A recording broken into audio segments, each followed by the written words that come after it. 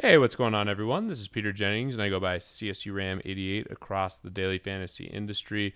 And super pumped to be back again here at Fantasy Labs for another model preview. I can't believe it's already week 16.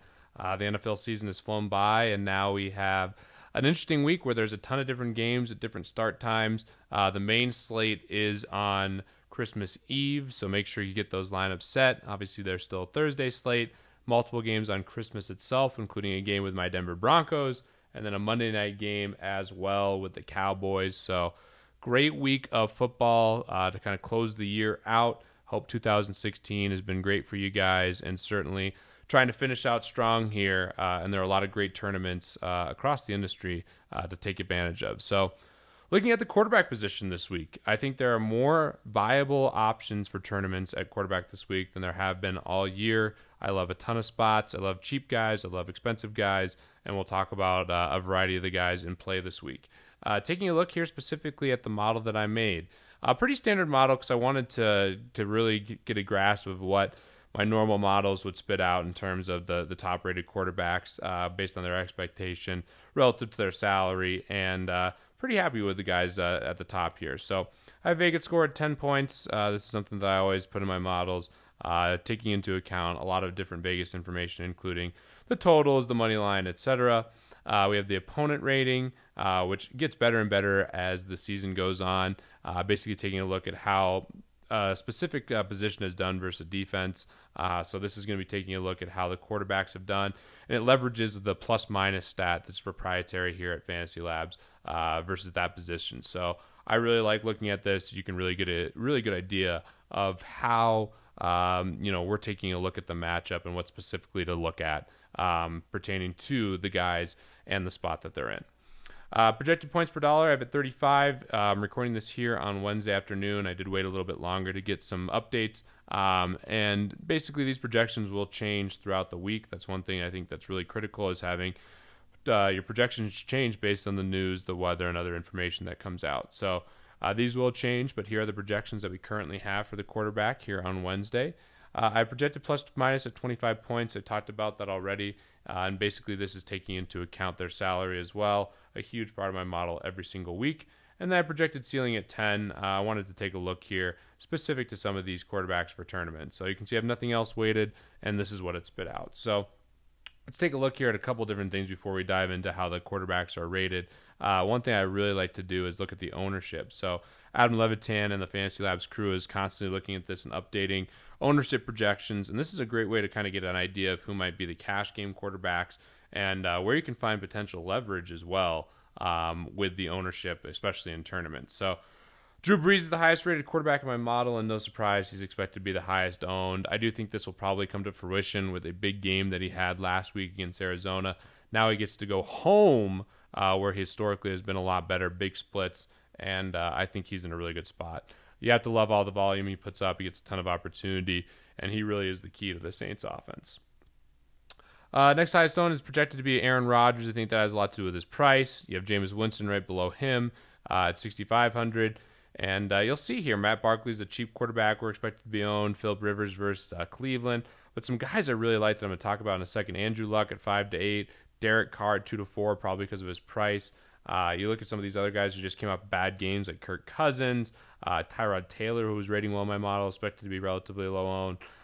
There's a lot of guys that are intriguing this week based specifically on ownership. And that's one of the positions, too, quarterback is, where ownership is normally spread out by a good margin. Other positions, running back, receiver, especially if there's a really good value play, you'll see them be 50, 60% owned. And you won't see a ton of guys in the 5 to 10% range. Whereas with the NFL and the quarterback position, you're definitely going to see a ton of those guys really spread out in ownership.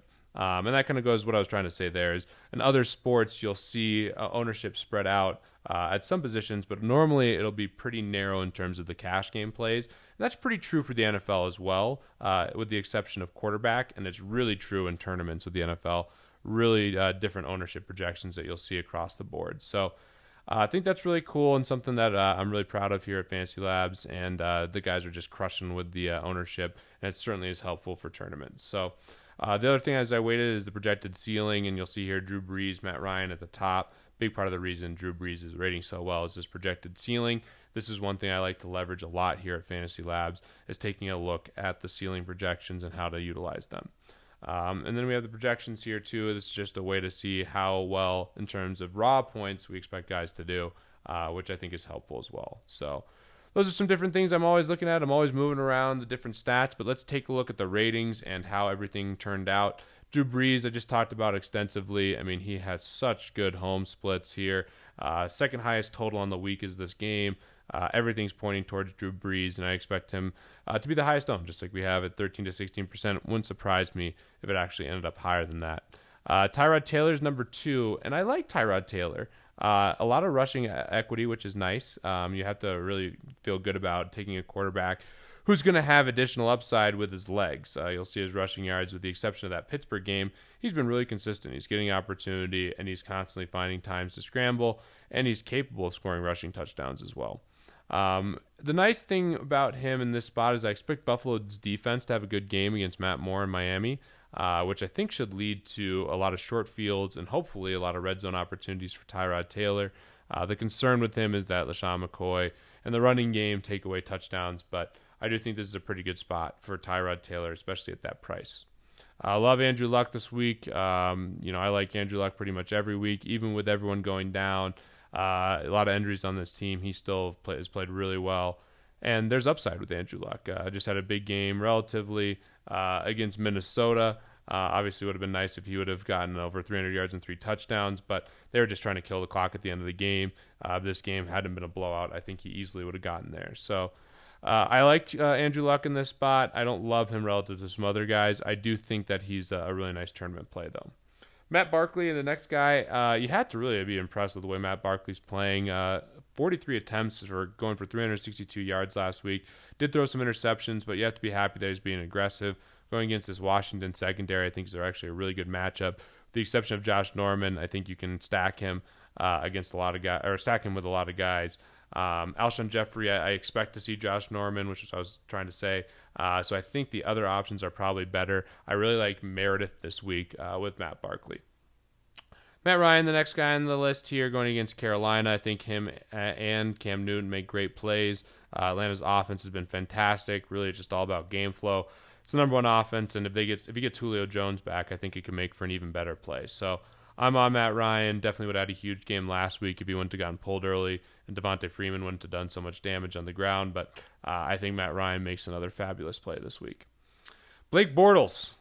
If you've been rostering Blake Bortles and the receivers for the Jaguars, you've been paying a pretty hefty price in terms of your expectation. It's really hard to overcome how bad Blake Bortles has been, especially from a real-life standpoint. If we look here at his game log, he has had some decent games, but not really recently. You have to go back to the Buffalo game where he put up over 20 fantasy points. But there's some upside here, as we saw against Tennessee earlier in the year, and at home in this spot.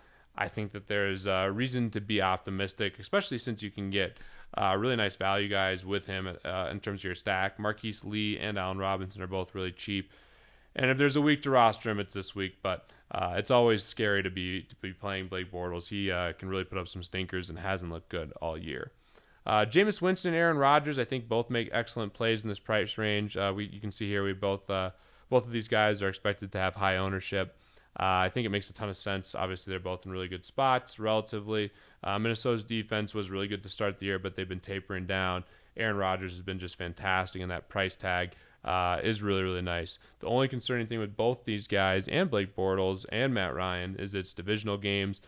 So teams tend to play worse, or at least offenses, especially with the quarterbacks and the pass catchers, tend to perform worse in the second game within the division, which makes sense because the teams have an advantage seeing what they did to them last time on tape already.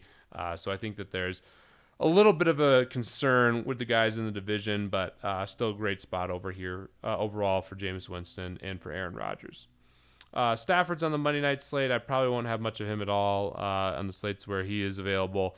I just think there's too many concerns overall with Stafford. Obviously, the biggest concern is that Dallas really hogs the ball a lot. So that's my biggest concern. But the trend for Stafford has not been good recently as well. So I just don't see him rostering him. You'd want to take him on a bigger slate where there might be some recency bias against him. But yeah, Stafford's a guy that's rating better than some guys that I like, including Russell Wilson. I really like Russell Wilson. I also like Ben Roethlisberger at home here. I know Baltimore's defense has been relatively stingy, but big home road splits for Ben Roethlisberger, so I like him.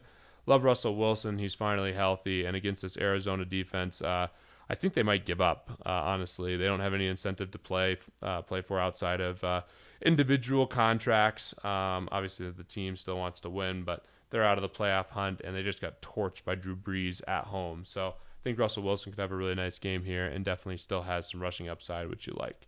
Talked about Cam Newton. The one guy who's rated really poorly in this model that I could see having a big game is Tom Brady.